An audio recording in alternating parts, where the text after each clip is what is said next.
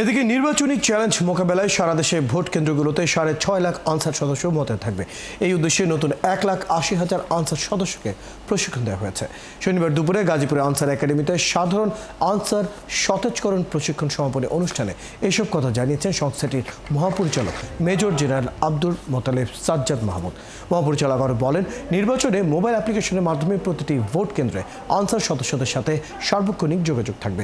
নাশকতার চেষ্টা হলে তাৎক্ষণিক ব্যবস্থা গ্রহণ করা হবে।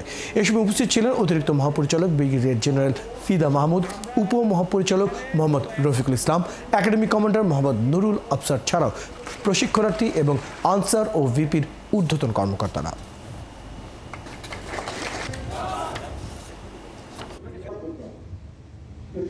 আশা করি ইনশাল্লাহ আগামী নির্বাচনে আমাদের আনসার এবং ভিডিপি যে ভূমিকা রাখবে সেই ভূমিকা দেশবাসীকে নিশ্চিত একটা সুন্দর নির্বাচন উপহার দেওয়ার জন্য তাদের সফলতা অর্জন করতে পারবে, সেই আশাবাদ আমি ব্যক্ত করি।